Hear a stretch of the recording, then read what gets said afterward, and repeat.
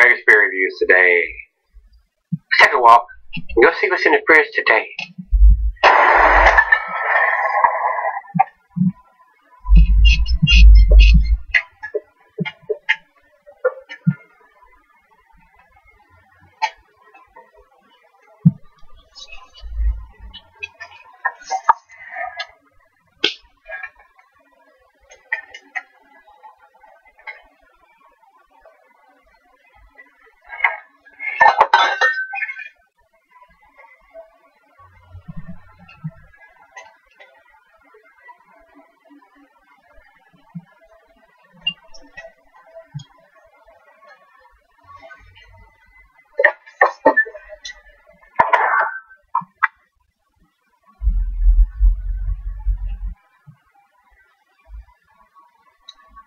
Hey everybody, thanks for stopping by Gregsbeerreview. Today we're going to do us another knee-deep beer like we did yesterday. I told y'all I was able to pick up 3 different ones when I went through North Carolina, down North Carolina the other weekend, and I always enjoy their beers. Usually they do some pretty tasty stuff. So this is the second one. We did one yesterday from them. We're going to do another one today. I also have one more in the fridge. We may even do that one tomorrow. I'm not sure yet. I may break it up and do something else. We'll see what happens. Whatever strikes my fancy when I open that door. A lot of times is what happens. So, this one is their Breaking Bud IPA.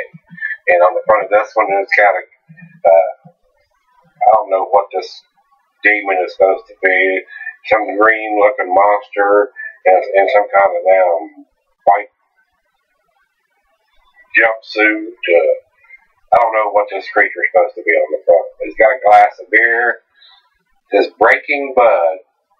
BR and then BU. And it's got 133 and 95 on there. So I don't know what that significance is there. Whether it's, I don't have any idea what that is. Maybe it's the periodic table or something. I don't have any idea what's going on here. It says here that it is a 6.5% alcohol by volume, and it's got the IBUs here on this one. It says it's 50. So it's got the alcohol, and it's got the IBUs, and it's got the bottle on date, and this one is very fresh. This one is 06. The middle number is about smudged off. It looks like 06, 05, 15. So, for a beer that's done in California, and here we are in June, I'm reviewing this on the 24th. And it's either 05 or 15. If it's 6/15/15 or the 24th, I mean, this is less than 10 days old and it comes from California. And that's outstandingly quick distribution as far as I'm concerned. And I had one of my subscribers, I have a friend that lives in California that I talk to occasionally, and he was telling me that he had this beer a week or 2 ago. So, Rob, I got my hands on one of these. Hopefully you'll see this review. He was the one who told me he had this one, and it was only like 4 or 5 days old when he got his hands on it. But he lives in California. So, real easy to get them a little quicker when you're in the state that they're brewed in. So, but being on all the way across the country here in Virginia, sometimes it's hard to get beers this fresh that far away. So it's got the bottle on date, it's got the IBU, it's got the ABV, it's got everything that we need to know about an IPA. So the guys at Knee Deep Brewing, thumbs up, y'all first-rate, first-class operation. Got us all the information, and it's printed on the frickin' label. 2 thumbs up. So I don't digitize on a bottle that could be smeared off. It's all on the label, printed on the label. That's the way to do it. That is the way to do it. Everybody else is not doing that. This is what you need to be doing. This is a prime example of how it should be done. So, to me, I even got the damn cap off of this one, and I'm already impressed with how they do their beers. So, I'm really looking forward to doing this. And so, without me flapping my gums any further, let's see what we got here. I've told you everything we need to know as far as IBUs and ABV. Commercial description says here draft only, so evidently this is an old description. Old school meets new school in this fresh approach to the classic IPAs at 50 IBUs and 6.7% ABV it's got here, but it's 6.5 there, and that's what it's got in the upper part here. So evidently the draft is just a little stronger. I don't know why that is. I have no reason, unless I've done this before, and a lot of times it varies a little bit from batch to batch. Breaking Bud features the restrained bitterness and alcohol of the classic IPA with the newer tropical fruit flavors and aromas of Mosaic hops.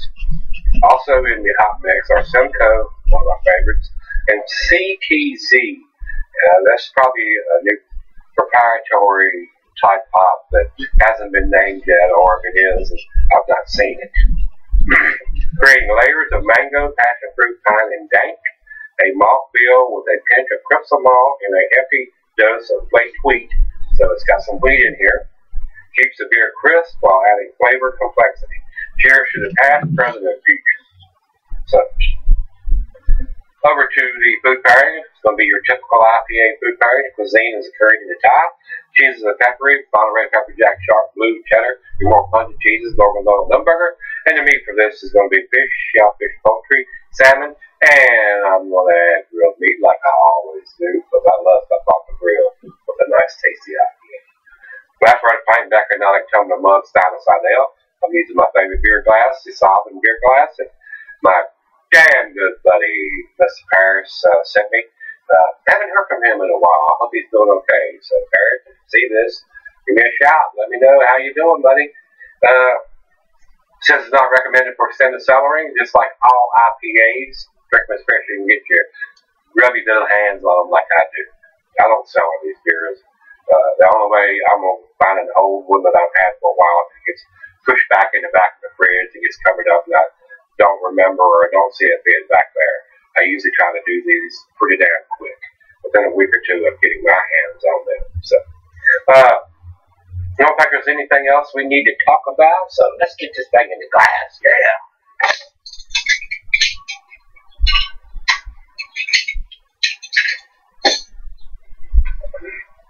Here we go. I don't want to pour it super aggressive. If I got a feeling it's going to pour a decent head, pouring it down the side. And it did. Yeah, about 2 fingers of head pouring it down the side. You pour this down the center, you're going to have 5 fingers of head. Very carbonated. And this is a lighter color than the pale ale that we did yesterday. Very clear, super clear. It's almost to the macro lager golden. Very light amber color. And man, I cannot believe how clear this beer is. It is intensely clear. I can almost read the writing on the light bulb through the beer. That's how clear this beer is. Wow, I'm impressed by how clear this beer is. You can probably see my face through the beer. It's clear. Wow, impressive. Big soapy bubbles on the side. A little bit tighter in the center there. They'll come a little creamier.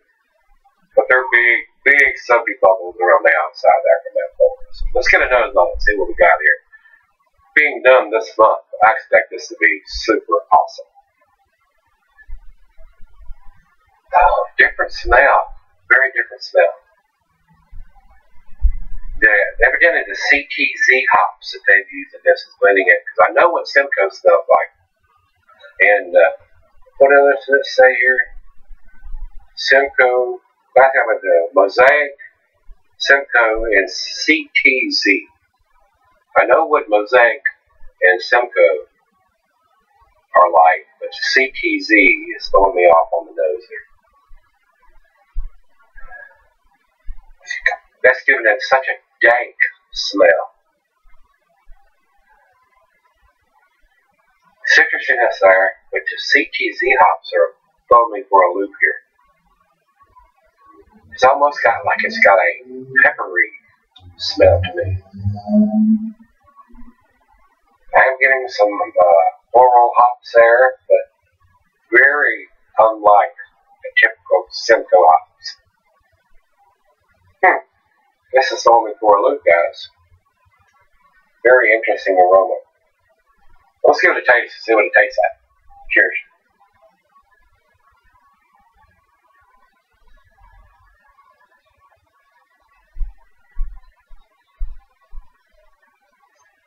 Wow, that is so easy drinking, especially since it's only 50 IBUs. I mean, a lot of these IPAs are 60, 70, and some of the double IPAs are 80, 90, and 100 and above.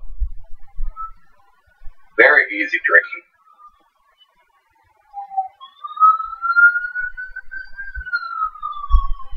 That is so smooth.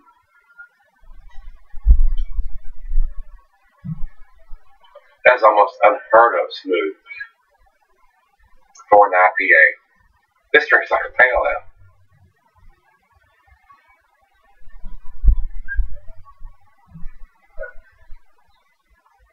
Matter of fact, the pale ale that we did yesterday was 7%. This is only 6.5. Yesterday's was 45 IBUs. This is 50. So they're very similar there. A little bit more IBUs, a little lower ABV. Not getting any alcohol taste at all. 6.5%. And that hop combination is very unique to me.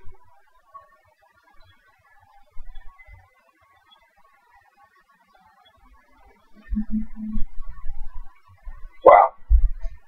Almost it's like it got a lemon zest or lime zest or something in there. Wow.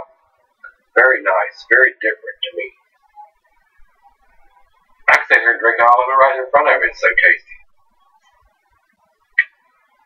Wow. Kind of blown away by this. I was expecting a different aroma.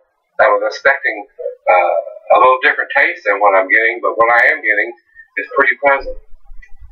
A nice, different, unique style in the IPA to me. Well, let me pour her a glass and sip on it for a few more minutes. If I can keep my nose and tongue out of it, it might only last about another 10 minutes the way I'm drinking it. I'll come back and we'll do the final chug rate on this one. I'm liking this. This is pretty damn tasty. Alright guys, I'm back. I just a little left here. The dankness of this beer is this off the chain. I mean, this is more dank than a Stone and Joey vibe. I mean, it's hard to believe, but the combination of hops that they've used in this, and a lot of you've heard me say this, and a lot of reviewers, I mean, it's got that cat pee or cat piss kind of dankness, and everybody says, no, I don't want to drink that, but it does. It is this ultra dank. I mean, it is this off the chain with the dankness. Wow, I really enjoyed this. I really did.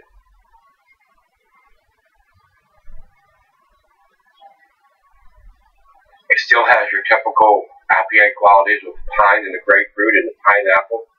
Some tropical fruit notes in there, but the dankness of this beer is just, it's there. Final chug.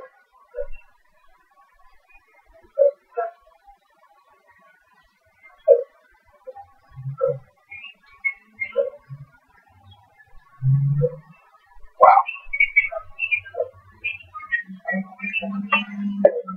That's delicious. That really is. Guys, to me, all the information's on the bottom. Was not expecting what I got from this beer as far as being an IPA. It's a West Coast style, but it's not your typical West Coast style. The dankness to me is just incredible on this beer. I don't know how. I guess the hop combination with the Mosaic and the Simcoe and the EZ hops really produce something a little different as far as your typical IPA. And with only 50 IBUs, it's not ultra bitter or super bitter. It's very drinkable. It's very easy drinking. It's only 6.5% ABV. It's very nice. It's very nice. 9 out of 10 for me on this one, guys. If I was putting a numeric rating on this, it would probably be 97 or a 98. It's pretty damn tasty. Pretty awesome. Over to Beer Advocate, America says 94, which is in their outstanding range. It is an outstanding beer, very well made. Alcohol is non-existent as far as the taste. All the information on the bottle that you need. Probably gets 2 thumbs up on that part anyway. Over to Rate Beer says overall 97 and 97 in style. That's a point. Not exactly where I would put it, 97 or 98, even a 98 on this, because the information they provided on the label got digitized on the bottle because it's it's all on the label. So, wow. This is so close to a 10. It's so funny. So, and if you told me it was a 10, I would not argue with that one 10. It is pretty damn tasty. So, another winner from Idiot Brewing. So you've had this one from them. They're Breaking Bud IPA. Let me know what you think. I thought it was freaking awesome. I thought it was pretty damn tasty. Like I said, 9 out of 10. This one, guys. So if you've had it, let me know what you think. And let's go see if we can get out an outstanding beer on the fridge tomorrow. See you then.